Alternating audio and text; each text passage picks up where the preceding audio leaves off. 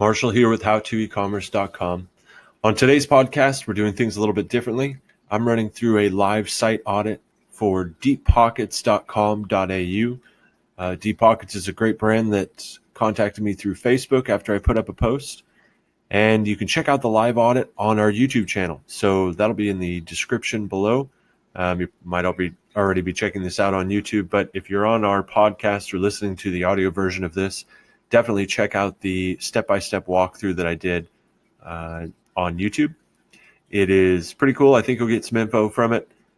If you guys ever want your store audited, again, this was a completely free audit. I do it from time to time. I'll open it up usually to about 10 to 20 people just to give some info for small sites coming up, small e-commerce brands, as well as provide insight to you guys, the listeners, on what maybe you can transfer over to your site as far as techniques, different advanced strategies that I put out there, or just some of the behind the scenes SEO that we all tend to forget from time to time.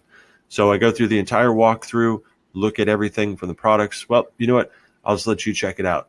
So if you guys have any questions, definitely leave it in the comments below or hit me up on Facebook. Any other method, I definitely respond. Thanks, guys. Thanks for listening. Have a great day. Marshall here with howtoecommerce.com. As promised, I wanted to go over your site, Deep Pockets. Deeppockets.com.au. So fantastic site right off the bat. Love the site. The images are great. Header's great. Everything about the site as far as visual, I love. It loads fast, or at least fast enough for an e-commerce site. I'm sure you could always try to improve that, but usually that means you degrade images, things like that. So there's no need for that. All of the image quality, both on mobile and desktop. I know I'm reviewing this on desktop, but I checked it out on mobile as well. They look fantastic. There are a couple things I see missing, and I did also look at your Facebook page. I see that you're not running ads currently. So with a site like this, as far as I would be concerned, if you were my client, you're ready to go to run ads. Now, as far as getting organic traffic, you're lacking a few things, which I'll walk through here. But as far as the functionality of the site, as far as the user experience of the site, and just the behind the scenes SEO for the technical side of SEO, things look pretty good. So I would say you've got a fantastic site, stick with it. But here's some of the things that I'd improve. So looking at the site, one of your main features or main landing pages would be the shop all page, right? So a lot of people are going to come. Shop all is fine, especially if you don't have a ton of products. Shop all works great. But a lot of people, just because of the way you may want to market down the road, usually through blogs, review blogs, top 10, bestsellers, things like that, it's a good idea to start breaking this out into other sections, even if it's redundant. So if you have, allow the person to sort by color, allow the person to sort by brand, if there are different brands that are popular, if you're going under kind of a white label where you're branding these shorts yourself, then that's a bit different. It looks like some of these are brand name, but I could be completely wrong. I was just looking at some of the reviews on Facebook and it looked like they mentioned a brand name. They could have just been mentioning a pattern as well. So I think it was this Penguin Parade here is one of the reviews I saw. So that may just be a pattern that they were mentioning. If that's the case and you're doing, again, something under the Deep Pockets brand, great. But I would still allow at least, searching by these other metrics. So color, any pattern variations you could. And again, these are just options. It's not anything that's really going to drive a ton of traffic or increase sales through the roof. It's just something that may give people other options to sort by, especially as you expand your product lines. Some of the other things are like best. I'm not sure if it's here. Yeah, they do have it by review, things like that. So you could say top sellers. I know these are probably default. If this is a Shopify site, they're probably default into the theme. So that's totally cool. You can add others though, just by adding additional tags to your products.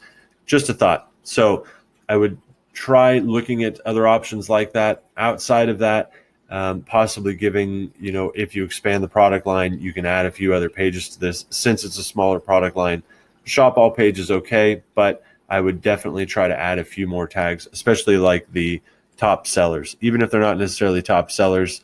It's just, giving somebody another option. When you go to the product page, let me let it load up here. Your product descriptions are awesome.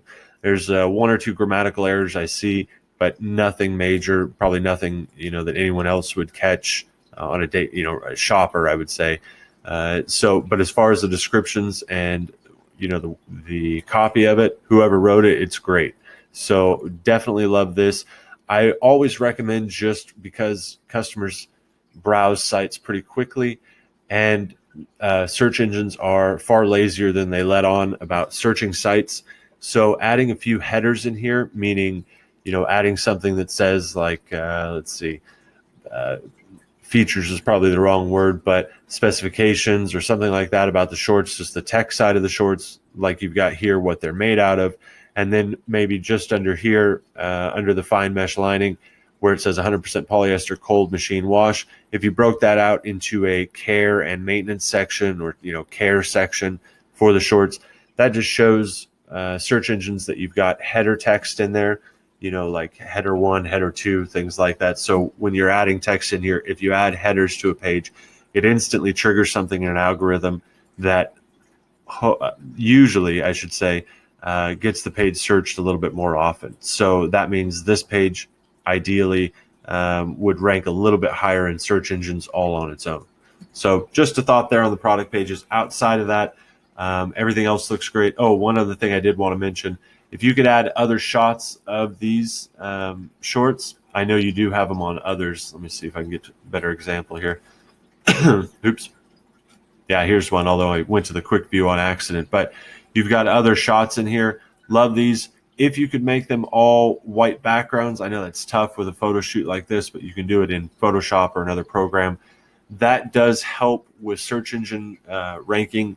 Not really ranking, but the optimization of a site. If everything's loading with a white background, it will load slightly faster, and it just gives some consistency to the page itself. Not a huge deal, though. These are very small features. Again, most of your site is really awesome, and I'd say ready to go for ads. I'm just being nitpicky here to give you every little aspect of what I see could improve over time. So again, headers here on this product, but it's got a few more product images. I like that you put a girl in here, even though you're selling shorts to guys, right? So this gives a kind of picture yourself in these shorts sort of thing. Always love that. When you're telling a story for a product, it really does help sell it a little bit better. So let me see if I can go to another one here. Yeah, some of these don't have them. I would just continue doing that with other products, adding more images to each of the product pages when possible. It really does help people browse, and search engines register every single click on your site. So if somebody is clicking, I'm going to a new image, I'm clicking a new image, yada, yada, yada, that really helps out. You can also see that one thing, it helps out with search engine optimization. So over time, all these little nuances will help your overall site rank much better in search engines all on its own.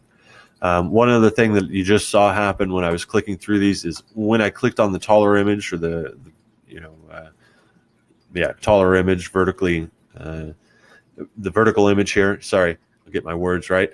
It kicked the page down. So if I wanted to check another image, I had to scroll down manually. Not a big deal, but it is just for user experience. As a web designer or as somebody who's designed sites in the past, it would be a good idea to probably make these shorts images just as tall as these vertical images here. That way, every image stays pretty consistent. They're still going to have to scroll up to see the whole image. You could make these images with the person in them a little bit smaller, but I think that would kind of degrade the look of them, especially on mobile. Not degrade, degrade's the wrong word, but it would make them a bit harder to see for most people on mobile. Maybe not so much on desktop if they have a big screen like I do, but anybody who's got a smaller screen, I think it's going to be a little tough. So I like the size of the vertical images. I'd probably just make the shorts images a bit bigger. Again, though, these are just things to test. These are very small, nitpicky kind of things. For the most part, the product page looks good. If I could say the biggest thing I would change, if you're wanting to look for what's number one as a checklist, I would just add those headers in. You've already broken up the text here. Maybe just drop it down a bit more. And like I said, add care instructions, and then add specifications or technical features, or your copywriter seems to be fantastic, so maybe they can come up with a much more witty header that's unique to your website and your brand, because it obviously, as you can see in the copy, is fun and kind of playful with the copy, with the brand, and with the message it's putting out. So I would definitely stick with that theme with everything else you do. You've got everything else just on point. You've got your share options. I would always make these bigger, but that's more of a personal issue. Again, I think everything is fine the way it is. Just if you really want people to share, you've got to make the button just, effing enormous most of the time to get somebody to do it. But not a big deal. It's really not going to punish sales or improve sales one way or the other. Sizing charts, awesome. I like that you have at the bottom here an option to check out sizing, but I would also put that as a link under here and just put, hey, check out our sizing chart. Bam, put it right, right under this text right here. I don't know if you can see that, me highlighting the screen in this video. So just something to think about, putting the sizing chart link so it'll go to that page and everyone can check out the general sizing chart. That's fantastic. But the fact you have a sizing chart, perfect. The fact that you have the sizes here works out great. They're kind of inconspicuous down here at the bottom, but they still work perfectly. So I'd put the headers in.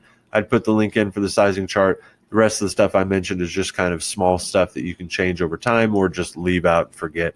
It's not really going to hurt sales one way or the other. Outside of that, let me see if we've got everything else covered. I already went through prior to this video and checked things like the shipping and returns page, the privacy policy page, and your ambassadors page, as well as the contact us page, just to make sure we had all the bases covered. So Facebook and Google Ads, they have some requirements in your privacy policies page, especially if you're selling overseas. There's also a cookies button that needs to be added to this site that'll tell people, hey, you use cookies. I imagine you do, especially if you're a Shopify site. I think that's by default. So if you use cookies, I would put that in there. I think it's required by some of the new European laws. I don't think it's 100% required in the US, but I could have that wrong. But you do have everything you need in your shipping and returns, your privacy policy statements. So those are covered. Sitemap is good. That's a bit old school SEO, but it definitely still does help. I'm going to go to the blog now and let that load. But everything else looks great. Ambassadors page looks great. So you've got all your bases covered. I would say just add that cookies. Usually it's an app you can add, or just add a statement with a pop-up that says, hey, we use cookies here. Got to make sure you're okay with it, and they have to accept it. That's a requirement in a lot of countries now, so it's just a good idea to have anymore. Okay, blog. So you've got some older stuff on here. Great. Let's load one just to see what it's like. Great blog, good headers. I like the images. Everything looks great about it. I would put a little bit bigger, not just the title of the place, but maybe some sort of intriguing feature of that place that's exclusive to Bali, exclusive to Mexico, just to give it one more header underneath here. And I would increase the size of these headers, just make them bigger. But that's only for look on mobile, things like that. Tagging it down here with different tags, perfect. So you've got 99% of the SEO stuff covered. Really, the stuff I'm mentioning is small. The only thing I would say about your blog is, where's the rest of it, right? So just blogging daily, going live daily. In the case of selling products, guys are not really into these saver groups or VIP groups for fashion. They're getting into it more and more, but it's not huge yet. So it's a possibility you could be on the forefront by setting a group up for deep pockets. You may already have one that I didn't find. Running some sort of VIP offers through there, especially because you're selling a bit higher end products. So you want these customers to feel exclusive on some degree. You could also send out an email newsletter to customers or to a handful of your best customers, or all of them. They don't know one from the other, and say, hey, look, we have a special buying coupon for you because you're one of our favorite or top buyers, something like that. You've spent over a certain tier. Anybody who's going to buy shorts for $100, I know some of yours are lower than that, but anybody who's going to be a repeat buyer of shorts, $70 and up, they're not necessarily a super high-end market, but they are a middle class to upper middle class market, at least here in America. In Australia, I know things are a bit more expensive compared to the US, 1-for-1 on most products. So that's probably about the norm. I did a bit of research. It looks about the norm for any shorts of quality. You could just try a VIP coupon idea and just put it on, depending on how many product or how many customers you have, your top customers, or like I said, all customers, just to test who works best with it. Is it your highest spenders, your lowest spenders, who responds best to the coupon? Email marketing at this point, if you have any sort of decent following, is going to be huge. If you don't have a following, no big deal. I would start getting it. And the way you're going to do that is through blog content here. It's going to be blog content, though, that needs to start including your products. So not necessarily, or not just along the lines of, world's best beach spots for a drink, although great article. But it needs to also include, hey, look at so-and-so in our shorts, or, that's maybe a bit too on the nose, but another article about our top 3 best sellers, something like that. And that kind of encompasses what I was mentioning earlier, that when you put a top seller section in your shop all page, or at least allow customers to tag and search through that, then when you start running blogs about your top products, even if you have a small product line, people still want to know, well, what are the most popular? For whatever reason, we love following a trend, right? Excuse me. So they want to look at who's the most popular, what's the most popular brand, who's buying the most of what you sell. You put that into a blog. You then link over to your bestseller section, and bam, you start having a funnel that's organically driving traffic for you.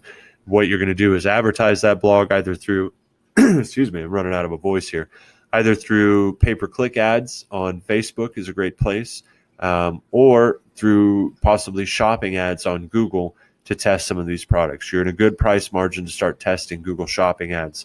So that's also something to think about. Won't ramble on too much more because I know this was just a website audit and I kind of went into marketing a bit there for you. But I just want to give you an idea because most of your site is really awesome. So you should really be happy with it, whoever built it and whoever wrote the copy for it. Great job. I would add more than a shop all section. Like I said, I would add maybe under this as a drop down, or just as a tag, product tag on some of your products. So it'll pop up here as a search option, just like this, a sort option. It may even pop up in here, but I think it'll pop up by, you do have best selling, but just putting it as maybe a navigation section, that could help. And then again, just on the products page is just adding some header text in there. Outside of that, everything looks awesome. Related products, sorry, that was the last thing I wanted to cover. Related products you've got down here. I would make sure that every product has at least a few other, more than just one, basically, at least 3 related products to pop up. People love selection. People are usually not going to come in and buy the same product they looked at. These are just some basic e-commerce, stats or facts, right? Facts is as much as facts can be facts, but related products, usually 3 to 5 are kind of the sweet spot there. With this image size, popping 1, 2 more right there just to give somebody a selection, I think would help improve browsing on the site, people staying on the site. And when Google sees people staying on your site longer, Facebook as well, they're going to rank your site higher the next time you run ads, the next time you post an article, the whole 9 yards. Getting customer reviews up here. You've got customer reviews on Facebook. Copy and paste them here into your reviews app. That's totally legal, totally cool to do. Also, ask past customers to get reviews on your site. So anybody who's likes your Facebook page, send them a coupon offer, ask them to review, whatever the case may be, depending on whether they're a buyer or not, whether they bought something in the past from you. But get those reviews up. Reviews absolutely help improve product sales. Okay, this time I will really shut up. Great process. Oh, one last thing I did want to walk through.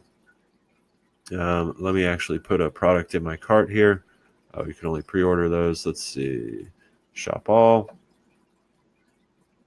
Bear with me here.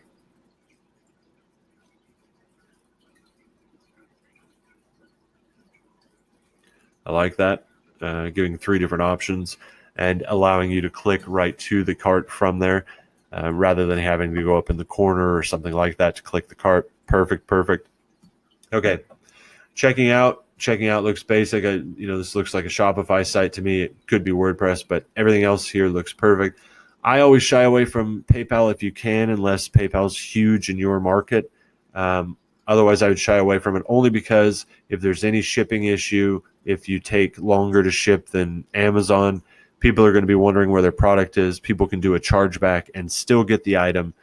It just causes some chaos down the road.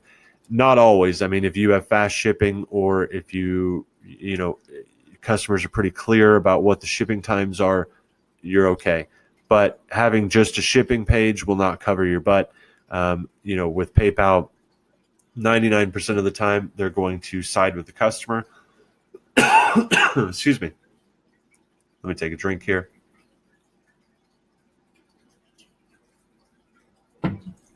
Sorry about that. They're going to side with the customer. So PayPal is just risky business. If you can check out through another process, I would always recommend that. Again, unless PayPal is big in your market. I know PayPal is big in every market, but what I mean is unless they're the main source. If everyone uses credit cards, in Australia, which I imagine they do like they do here in the US, you're good to go. I would stick with credit cards, but totally a personal choice, up to you. And if you have fast shipping, really not an issue. Excuse me. One last thing this does bring up, let me run through the checkout process here first.